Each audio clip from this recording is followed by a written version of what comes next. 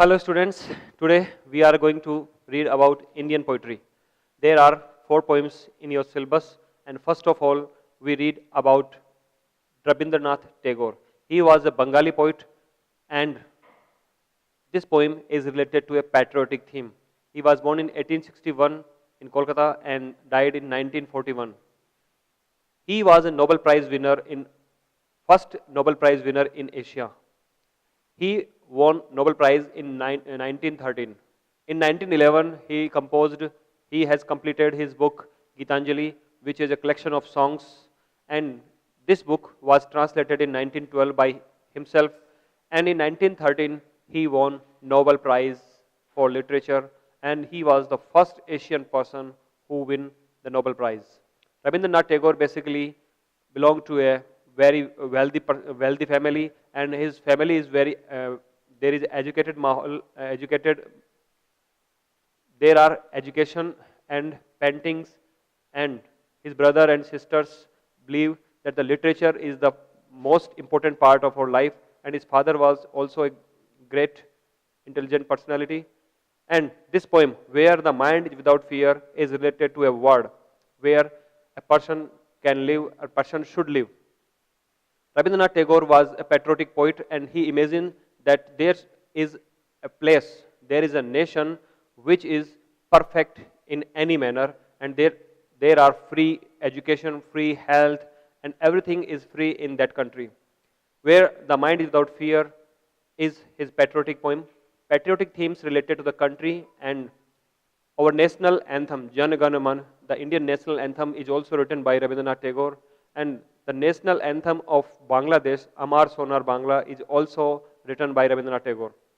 He contributed in literature and in Sangeet also. Rabindra Sangeet is world famous Sangeet, and he established a school which is called Shanti Niketam or Bharat Bharati in West Bengal. The poem, where the mind is without fear, and the theme of this poem is patriotic theme, and the poet wish to God that, oh God, give me a country where the mind is without fear. There would be no fear in the heart of the person who lives in this country, and I want a country where every man is without fear, where knowledge is free. Means there should not be any foundation for any person to take education. Education must be free, and we see in these days the government of India has managed education for the poor person is completely free. Where the world has not been broken up into fragments, these fragments are fragments of superstition, fragments of religion, fragments of nationality, and fragments of state religions. Where the world has not been broken means the nation is not divided into parts as in Kolkata nationality, Rajasthan nationality, northern India nationality, southern, means there should not be no fragments, and by narrow domestic walls. There should not be narrow domestic walls. Domestic walls means religions, the different languages, different clothes, and different shape. These are called the domestic walls. And he wished for a country where all men are equal. There should not be no partiality between them. Again, the poet said, where words come out from the depth of truth. It is very important thing that all men use truth in their habitual life, and where fear tireless starving stretches his arm toward perfection. Every man effects pure effects to get success, and where the clear stream of reason has not lost its way. Clear stream of reason means the clear stream of reason in the mind of every person should not lose its way in a desert, in the world of ignorance, in the world of domestic walls, in the world of many partialities. There should not be lost in anything. And into the dear desert sand of dead habits. Dead habits means the dead person, the dead domestic walls in this society.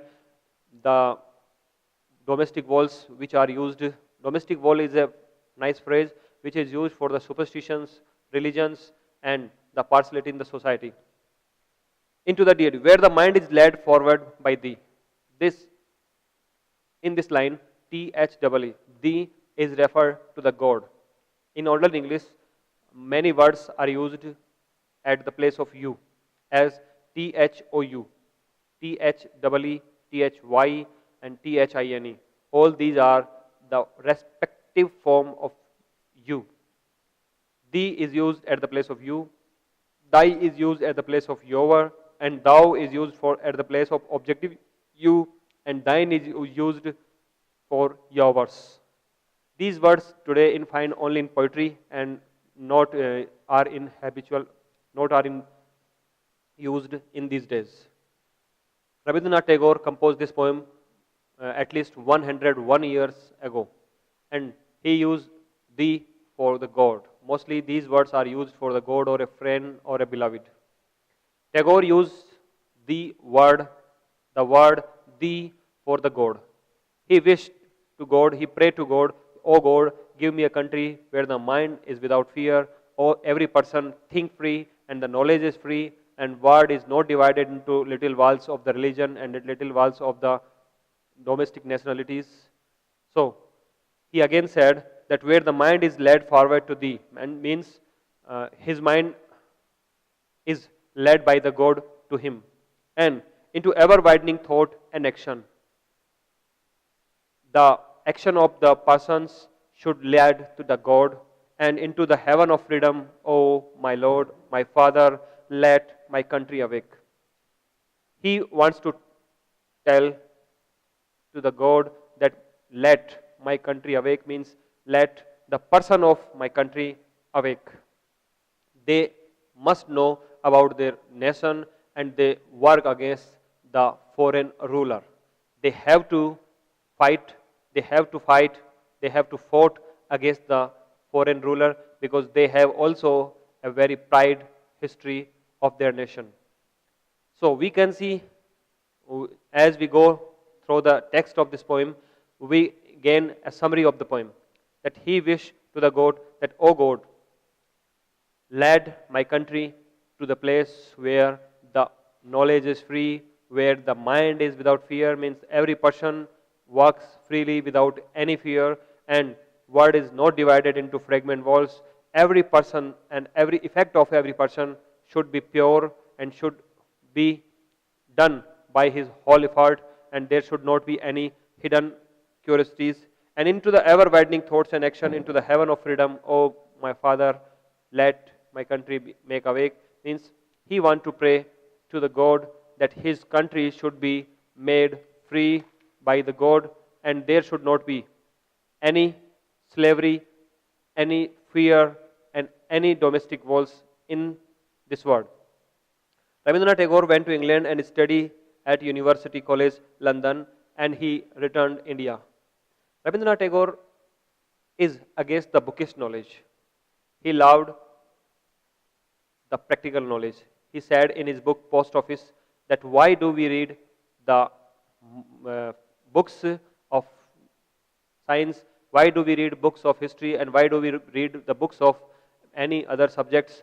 We should make practical to the situations.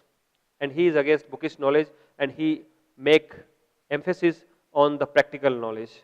And this is the theory which is given by Rabindranath Tagore.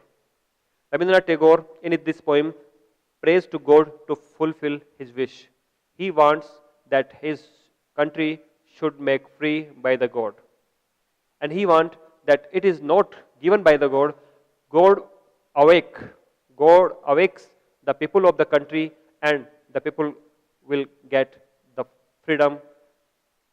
As we know, 1600 to 1947, there is the rule of British in India, and partly, first of all, in Bengal, and then they covered all around the nation. And in 1947, we get freedom. Rabindranath Tagore prays to God to manage that how could we make free ourselves. In this poem, he gave a patriotic idea. As we know, he was a patriotic poet also. In India, the first patriotic poet is Derezio. Derezio was the first poet who wrote in English a patriotic poem. The poem is called The Harp of India. Derigio, who was born in India, know that knew that there the harp of freedom, the harp of Indian freedom, is avoided by the people of India, and he want to awake the Indians. So he want to make a tune on this harp, and he want to awake the country.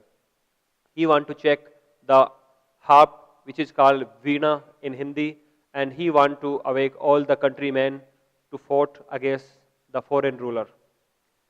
And then Rabindranath Tagore and his family, and then many poets are there who wrote for the freedom, as Sri Aurobindo, and Bhagat Singh, Swami Vivekanand, and many other poets who wrote about freedom. And Rabindranath Tagore also gives his contribution. As we know, our national anthem Jan Gan Man Adhinayak Jai He is also written by Tagore.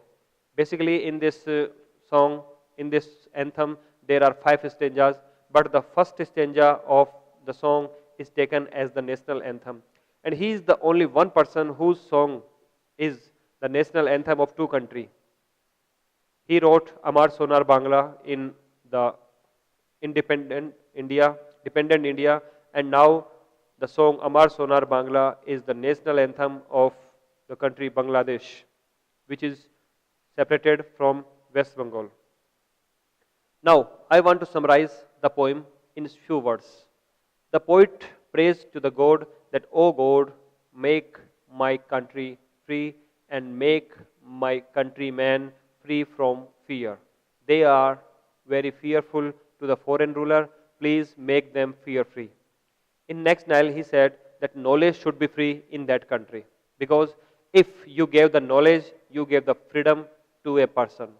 If we are not educated, how could we know about our rights? How could we know what is right for us and what is wrong for us? A person is just like an animal without education. So, education must be free in that country, where the world is not divided in fragment walls, in domestic walls, and the narrow thinking way. Now, I want to tell you a little story about a frog. A frog lived in a well. He lived there for many, many years ago.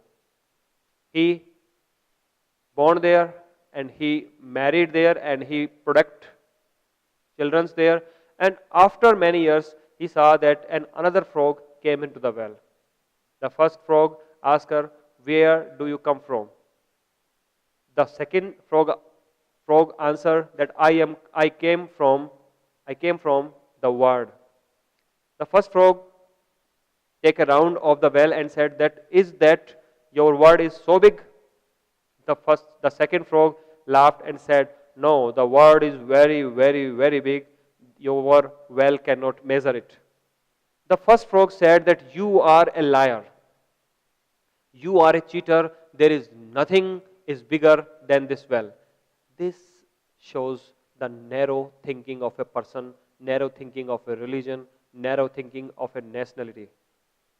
Tagore wants that we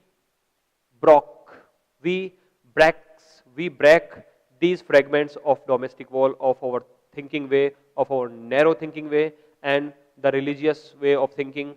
We should break all these limitations. Then we get the whole world in our hand, and we get freedom from the foreign ruler. So we must be educated in our country, and we must be free from all fear, which is given by the person to the person. In the middle of the poem, he wants to say that every person should think freely, and his thinking is not disturbed by the deserty, dead habits. Means the people of his ideal country should not believe in the superstition and in the dead habits. Dead habits means the habits which are once good, but now in these days they are very bad.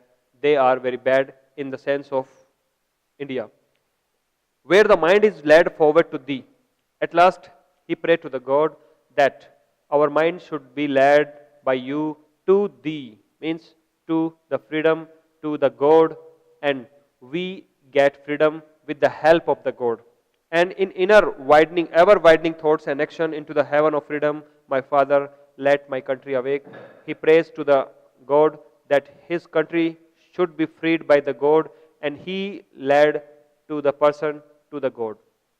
Means the God and the thinking power and the knowledge and the fear, without fear, is the aim of Tagore.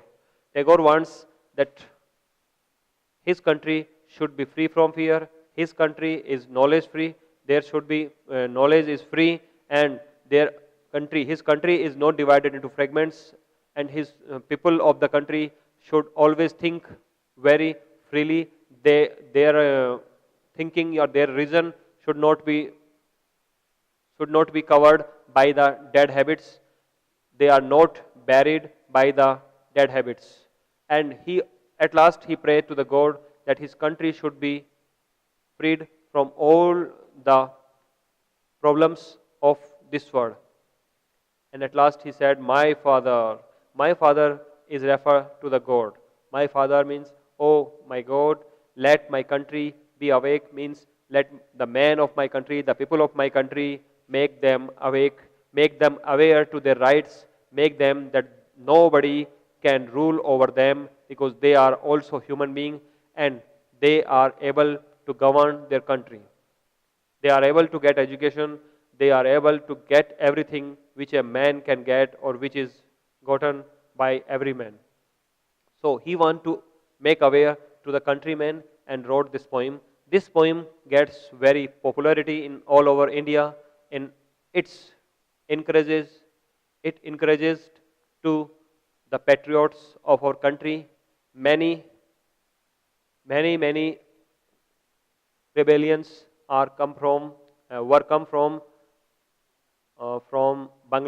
Bengal, or can be said West Bengal and East Bengal. Both are being mingled and they are called Bengal. In 1905, it was divided into two parts, West Bengal and East Bengal. Now in these days, by 1971, the East Bengal is called Bangladesh, which is a separate country, and West Bengal is the Bengal of Rabindranath Tagore, which is now is in India. So we see that Rabindranath Tagore presents a very beautiful poem about patriotism, and he summarized the whole thought in few 10 or 20 lines, 10 or 15 lines. Now see the next slide, where the mind led to the forward by thee into ever widening thoughts and action into the heaven of freedom, my Father, let my country awake. These are the concluding lines of this poem, and we see the technique of the poet is the use of metaphors. In the poem, the poet used many metaphors. First of all, narrow domestic walls. It is a metaphor for the dead habits of our religions, of our nationalities, of our state differences. And the second metaphor is tireless starving, means the tireless efforts of every person, every person of this country. Their action should be tireless, their efforts should be tireless. And the dreary desert. Dreary desert means a desert where a river could not find a way and absorbed by the desert, as well as our efforts should not be desert, our efforts should not be absorbed by the desert. They should be alive. And the heaven of freedom, which is for the Indian country, that the heaven of India is free from all fear, and the knowledge is also free there. There is no particular rhyme in this poem. This poem shows us a free rhyme scheme, and the repetition of where makes a magical effect. Where the mind is without fear, where the word, where the knowledge, where words, where tireless, where the clear stream, and where the mind is led. All these words shows the repetition of where, and it makes a magical effect on the poem, in the poem. So we can say it is a nice poem written by Rabindranath Tagore, and he dedicated this poem to the country and the country people, and he established a school for education, which is shown in the second line. where knowledge is free, and his school is established to educate the poor person. In these days also, in nowadays, the school is converted in a university, a world university, and nowadays education is given by the university. So we see Rabindranath Tagore, who was a patriotic poet, works too much for the poor person. Now we turn to the second poem, which is Indian Weavers. This is a short poem of 12 lines, and the poem is a very simple poem in language and written by Sarojini Naidu, who was called the Nightingale of India, and who is called till now Nightingale of India because his throat was so sweet. When he sings, everybody said that Nightingale is not more sweeter than Sarojini Naidu, means Sarojini Naidu is sing more sweeter than Nightingale.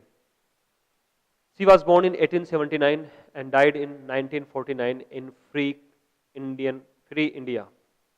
He was one of the colleagues of Mahatma Gandhi also. She is a supporter of Mahatma Gandhi and works Mahatma Gandhi, and many times she went to the jail with them. She is great supporter of MK Gandhi. The poem Indian Weaver is a very short poem. In this poem, a weaver is weaving. Some weaver are weaving a cloth in the morning, a cloth in the afternoon, and a cloth in the evening. A cloth in the morning, a cloth in the evening, and a cloth in the night. And the poet asks, why do you are weaving these type of clothes? 3 times and 3 times of clothes, and the weaver express his thought. Why did he weaving the cloth? Now look one by one of the lines. Weavers weaving at the break of day, means the weavers weaving a cloth at the break of day in the morning time. Why do you weave a garment so gay? The poet want to ask, oh weaver, why do you weave a garment so gay? Gay means so fast in color or so happily woven. Why do you weave a garment so gay? Blue as the wings of halcyon wild. Halcyon is a type of bird, and the bird has blue feathers. And the poet want to ask, why are you weaving a cloth just like blue as the wings of halcyon wild bird? Then in the last line of the first quatrain, the weaver answer, we weave the robes of a newborn child. They are weaving a cloth so gay and color in blue, and they wave the robes of newborn child, means the daybreak, our life start with, as we born in the after 9 months we live in the womb, and then we get on the earth. We come on the earth, and it shows the starting of our life. In the next 4 lines, the poet again asks, we were weaving at full of night. This is the last question. I want to show you the middle 4 lines. We were weaving at fall of night. Why do you weave a garment so bright, like the palms of peacock, purple and green, and we weave the marriage veil of a queen. The green and the queen, it shows a nice rhyme scheme. The poet asked the weaver, why are you weaving a garment in the fall of night, and that was so bright. The cloth was so bright, like the palms of peacock's feathers, and purple and green. The color of the garment is purple and green. The weaver again answer of her question in the 4th line. We weave the marriage veil of a queen. This is cloth of a queen which is wear by her in his marriage time. So he explained his theme. Now the last 4 lines is, we were weaving Solomon and still. Solomon means the seriously, and still means without any movement. What do you weave in the moonlight chill? They are weaving clothes in the moonlight at the midnight, white as a feather and white as a cloud. White as a feather and white as a cloud. There is a similarity between them, and this shows the simile in this line. White as a feather, the feather of a bird, just like white, they are weaving a cloth. And white as white as a cloud, as we saw the cloud, the color of cloud, and the same color of the cloth they are weaving. And white, and then at last the weaver said, we weave a dead man's funeral shroud. We are weaving a cloth for to cover the body of a dead person. This shows a life journey of a person.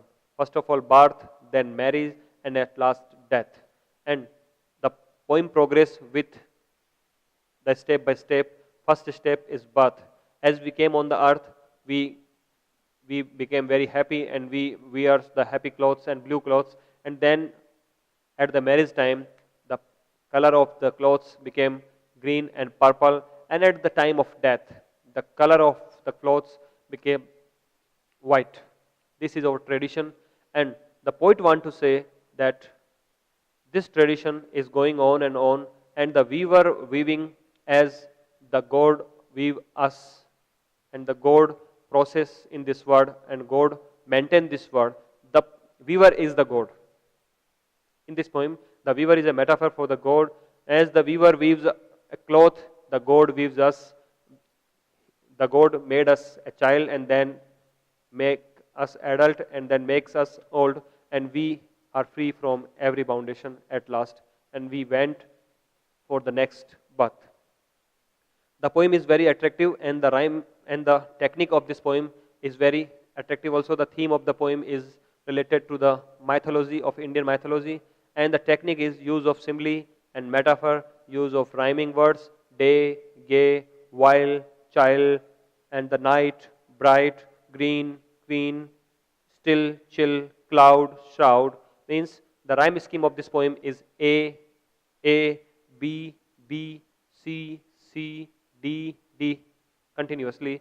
The rhyme scheme is very simple, and the words are also very simple. The technique is simple, and the use of simile and metaphor are very effective.